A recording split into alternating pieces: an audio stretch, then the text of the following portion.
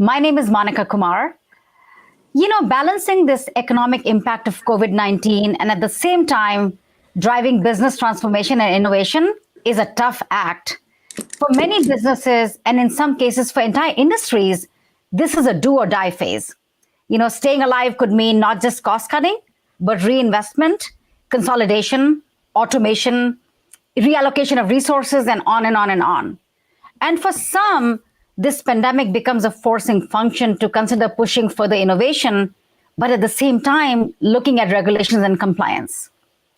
So in today's episode of Tech Innovators Insights, I'm super excited to welcome my two esteemed colleagues who will help us navigate this paradox of innovation and cost. Ray Wang is the founder and CEO of Constellation Research, which is a leading technology research firm. He's the host of a very popular show called Disrupt TV. He's a best-selling author, a keynote speaker, a futurist, and a thought leader and a DJ. He's also a great friend. Welcome, Ray. Hey, thanks a lot. Thanks for having me, Monica. Sure. I also have Virginia Gambale here, who's an industry thought leader driving technology innovation and digital transformation as a board director, as an advisor, as an investor. She's a former Wall Street CIO and is also on the board of Nutanix and JetBlue. I consider her as a mentor and a friend. Welcome, Virginia. Hello, Monica. So nice to see you. I'm so excited. This is going to be a great discussion because this topic is so on top of mind for all business leaders and IT leaders. So, Ray, I'm going to start with you first. Looking at the current economic condition, should business leaders fund innovation for growth or do they preserve cash? What's your point of view? It's a great question, and there's a spectrum of approaches that are going on here. But the one unifying factor is really, what is your pace for speed and enterprise acceleration? How fast do you want to move? The organizations that are looking to invest in infrastructure are the ones that are planning for the future. Those who already have that infrastructure are now taking advantage of it. And I think you have to see where you are along the curve, especially in your industry. Some industries have done forward investing better than others. We've seen that in banking, financial services. Technology companies have done that. We've seen that in retailers. You can see the gap between digital retailers and those who did not go digital. And that's kind of changing the way they're looking at that investment and their investment mindset.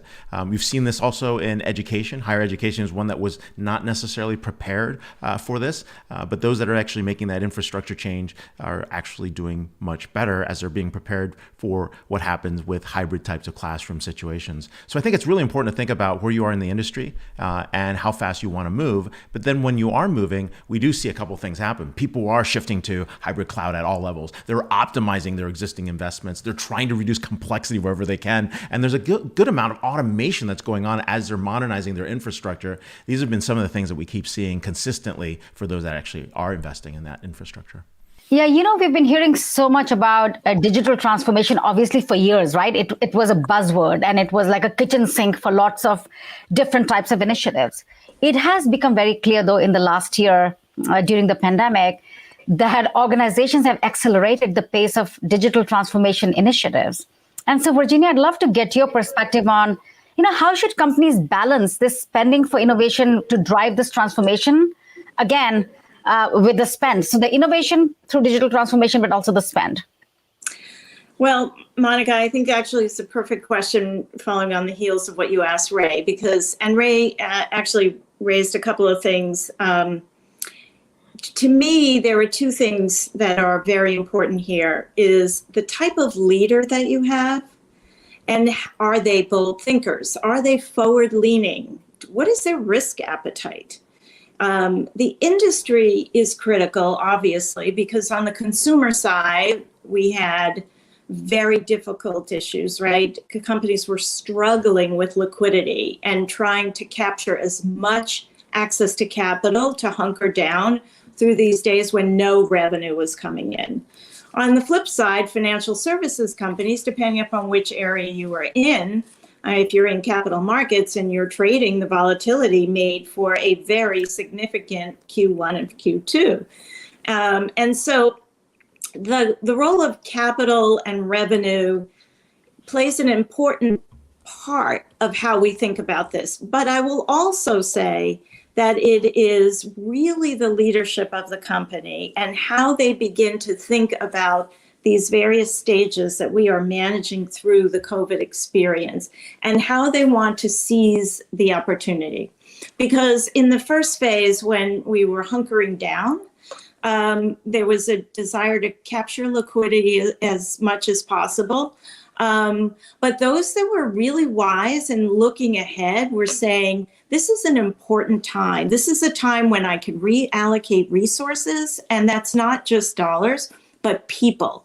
It's a time when I can begin to stay connected with my customers through this pandemic and thread all the way through to what I believe the future will bring as a result of the events that have happened to us today and how they're shaping us, not only from an infrastructure, but how we consume as well. Yeah, I think you bring up some really good points here, Virginia, especially on the short term, the medium term, and the long term benefits. And I think, there's obviously factors driving short term adoption of technologies and innovations. In some cases, it's do or die. I mean, the companies would disappear if they didn't invest short term. But are there specific, what's your view, or Ray, yours even, both of you feel free to chime in terms of short, medium, and long term benefits and considerations as organizations are thinking about digital transformation? So what Virginia said makes a lot of sense. And what we're talking about is really looking at the world from a pre-pandemic, pandemic, and post-pandemic approach. And what that means is pre-pandemic, we were like, oh, life is good. Maybe we'll think about digital transformation. Pandemic, we were like, we have to take care of agility. We have to make sure we've got all options covered. We've got to start investing in our infrastructure if we don't have any digital capabilities. We've got to think about where we're going with the hybrid cloud. We've got to think about all these things that we haven't invested in. And then coming out of the pandemic, it's going to be different. It's really about refining your business models. It's really about improving your digital monetization capabilities. It's also about trying to invest for the future and get to a term that my colleague Holger Mueller talks about a lot of time, which is enterprise acceleration. Our ability to keep up with our requirements is not limited by technology anymore. It's really limited by your willpower, your budget, and really how ambitious you want to be in the marketplace. And so I think that's going to be important when you think about where your near-term goals are and how you invest in long-term goals with each project. So let's say you have a near-term goal of, trying to get a product out much more quickly. Let's say by 1 month. So we're going to improve product delivery by 30 days. There are certain things that you have to invest in to get there. And that short-term goal of trying to get to that product goal gives you the ability to start layering things like certain tools, certain types of infrastructure, so that by the time you stack up all the capabilities that you want to by your last project, you've now put all the projects together in place. And that layering is very, very important of, your critical infrastructure with the short-term goal you have in mind, and then you can start adding capabilities and actually invest towards the future. Yeah, I think those are like really fantastic points, both Ray and Virginia. I'm assuming that you would agree that that's how business leaders are prioritizing IT spending, right? With what you just described, the way you described with the pre-pandemic spend, during the pandemic and post-pandemic, with a view to building a company, right, that's really focused on engaging with customers, driving their experience, driving new products to market. Well, and I would say more than ever, this actually is, if you can take the temperature down in the room around fear and anxiety and focus on this period of time when I don't have people distracted with day-to-day operations in some cases, this is a perfect time to retool my staff, to look at how do I drive efficiencies. I may have to make a minor investment. I'm taking from this area and putting into another area. But in order to capture, we have learned one thing in business, which I have seen, and I love it, because even business leaders who were not considered agile or had great ability to pivot, they are now learning that this is the new normal, that we will have to be able to be more agile, whatever particular event is going to come downstream. So in order to be able to create both the infrastructure, the method for conducting our business, and the ability to think forward, we are at an incredible point in time where we can actually begin to learn how to be agile and adopt and embrace what is really important at the moment. And for me, I step back and I look at business leaders who used to feel, well, I'm going to wait until someone else does that, or I need to explore it first, or test it out very thoroughly, who were afraid to be in the dynamic market that so many successful companies are, which is, I am here, I am in it today, I am pushing out to my customers, I am adjusting, I am pivoting. And I think it's an incredibly exciting time, because when demand comes back, we are going to be much better prepared for it if we have made the investments that we need to make in order to be positioned that way. Yeah, and what about rationalization? So all the points you made, Virginia, make a lot of sense. I'm wondering, is this also the time where this is really time to focus, to rationalize the strategy, especially when it comes to products and services development with tighter budgets? What's the role of less is more and focus here? I think it depends on the culture of the company going into this environment, right? Some companies were prolific, right, and were constant in developing all kinds of innovations and taking the time to sort of learn through trial and error. Mm-hmm. And in those cases, those companies do need to tighten down and focus, and then be able to really, really drive forward. Others were not as prolific. And this is actually the time where the playing field gets leveled, and their ability to distinguish themselves or leapfrog a competitor or emerge as a major competitor, this is the time to do it. Yeah, I want to talk a little bit about now cloud. Obviously through the last year, we've been hearing about public cloud playing a bigger role during the pandemic. So Ray, my question to you is, what's your perspective on the role of public cloud in driving innovation and kind of playing this bigger role in digital transformation, if you may? It's a great point, right? We've seen public cloud adoption increase. And one of the interesting things is the public cloud vendors have done a great job providing multiple options, right? If you want a specialized type of database, if you want a special type of workload, if you want a special type of tooling, it's all being provided and available now in the public cloud. So it's a question of really where you put your portfolio and how much of you move to the public cloud, how much you retain on premises, and in some cases, how much you keep your mainframe if you want to do that. And so we typically have a rule that says form follows function. You want to make sure that specialized workloads take different approaches as needed. Certain security requirements, certain access requirements might dictate that you are on premises, or government and regulatory requirements. And so we think it's important to do that. We know that the public cloud is still going to play a larger role. And of course, it's going to be more efficient in the long term, especially when you think about pricing and elasticity. But when you're doing a lot of work that has data gravity, that requires data to be closer as you're doing operations, you might take a different approach and might keep some of that in an on-premises environment. And this is why hybrid is so important going forward, and how you balance your capex versus opex is going to be dictated by your business requirements, not just the financial requirements. Yeah, in fact, I want to follow up with Virginia. Virginia, you and I have talked about this so much, is what's the role of a hybrid strategy where organizations have invested a lot of resources and money and skill set in building data centers? And of course, now, with this whole notion of agility and being able to quickly on demand be able to spin up resources, public cloud plays a big role.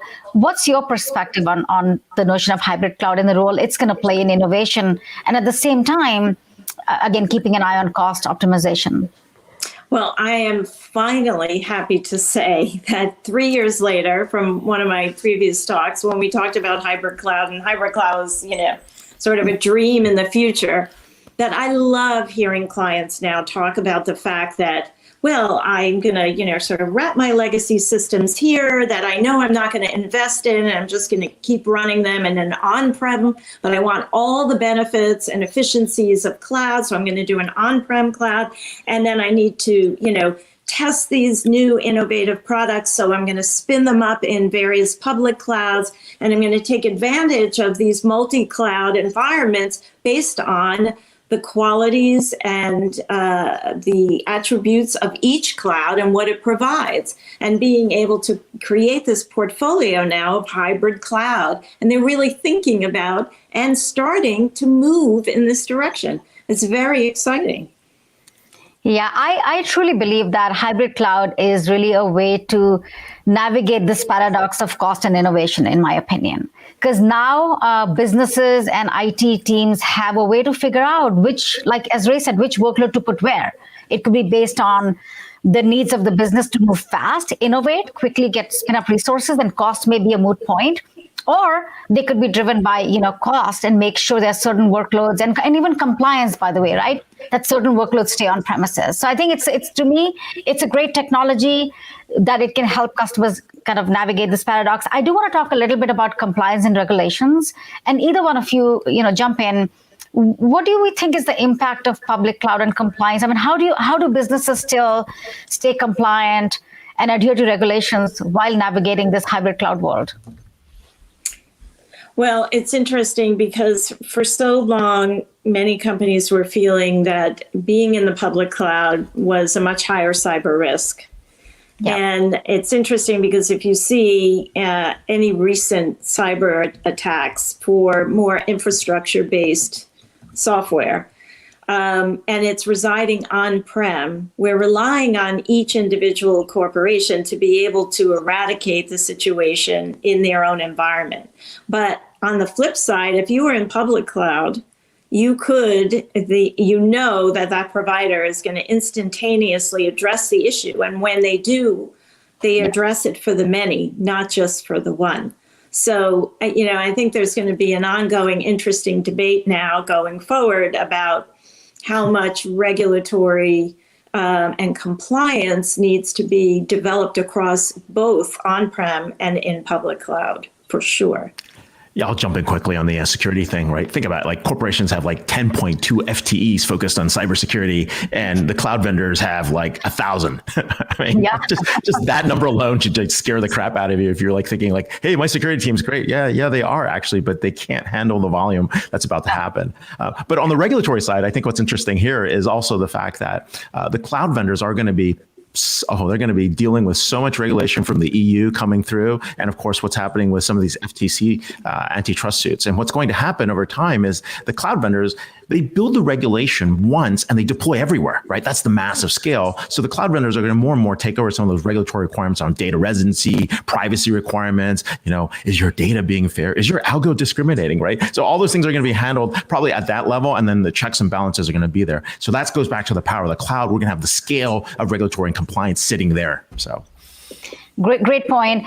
I want to talk about CFOs particularly. And Virginia, again, this is a conversation going back a few months you and I were having about, this whole notion of capex versus opex. And what are the considerations organizations need to take into account? And do we think that, the way organizations invest in capex versus opex from a technology perspective, is it going to change? Is it changing? Is it going to change after the pandemic? What's your view there? Yeah, interesting. So I love talking to the CFOs because they really need to start to embrace this difference. Now, I've actually had some interesting meetings with the CEO and chairs of the four large global accounting firms. And when they have a group for directors, one of the things I raise to them all the time is, hey, guys, you need to figure out how this kind of expense is going to be attributed to the business in a very different way from a tax treatment than it has in the past.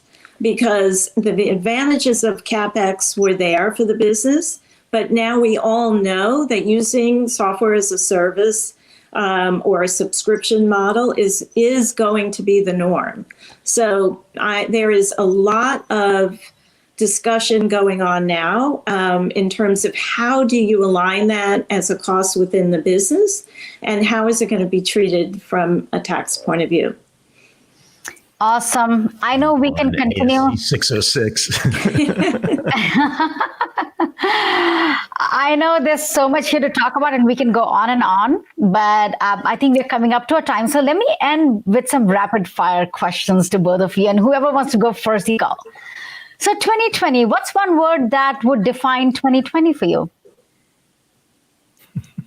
Is it edited or censored? No, I'm just kidding. I would say exhausting. I'll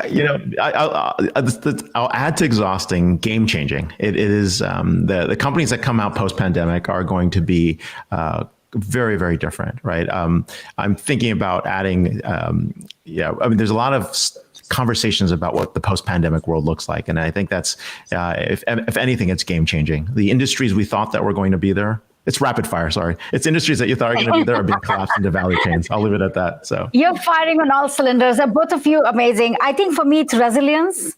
I think you've proved it across humankind, all countries, businesses at every level, the resilience the world has shown in 2020. Next question. If you could travel back in time, when would that be to? Like, what time is your favorite time ever? It could be a personal thing. It could be anything. I know it's a rapid fire. Come on. Can I travel forward? No. Actually, for me, travel forward. Actually, for me, it's actually I want to go back to when Gene Roddenberry was writing the whole Star Trek series, because almost everything we build in products today is built to the Star Trek roadmap. And the question I really want to see is like, how do we went from a complete cash-based, monetary-based society to a society built on ideas, right? Yep. And you pursue your ideas, which is the notion of pursuit of happiness, the pursuit of ideas. How do they get from from having tons of money to not having money or caring about money? And that to me is a very interesting piece. For me, I love reading about the 1920s and 30s because it was the time where science and art were really breaking out. You had Madame Curie, and you had great, Hemingway and great authors. And so it was a kind of a renaissance in a way that was different than the original Renaissance period. But it was one that really, if you can imagine it, you can create it. Yeah, awesome. I'm just looking to going everything art. Yep. Yeah. I was going to say, I'm just looking to going back to the pre-COVID days where I could hug people. That's what I'm thinking. That today. Go back. And that could also be forward. Last question. What do you think are the top priorities for 2021? Maybe you can name 1, 2, 3, whatever the number is. Ray? I would say it's going to be health still plays a big role. I think the second piece is really about new types of business models and ventures. And I think there's a third piece that's going to emerge over time, which is really a new type of empathy that people have. Whether it's for their customers or for their employees or for just the ecosystem around them. So.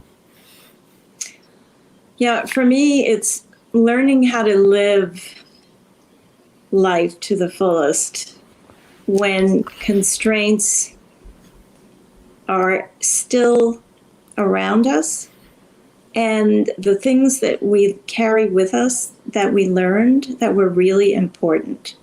Time with the family, time to be in the moment. Those were things that I sort of carry forward with me because when I think now about how I would race from city to city or, just to get to that next meeting or that next coffee, that next conversation, that next. And to me, it all seems kind of insane now. Well, thank you both so much. I don't think I can add anything to what you said. Yes, all of those should be our priorities. I agree, focusing on people and focusing on being in the moment. Really appreciate it. I'm so grateful for the time you spent with us and the insights. And I'm hoping our listeners will find it valuable. And thank you again, both, for your time. Thanks, and Monica. Always a pleasure. Nice meeting you, Ray. Thanks a lot. It's a new year. Bye. Thank you. Bye, everyone.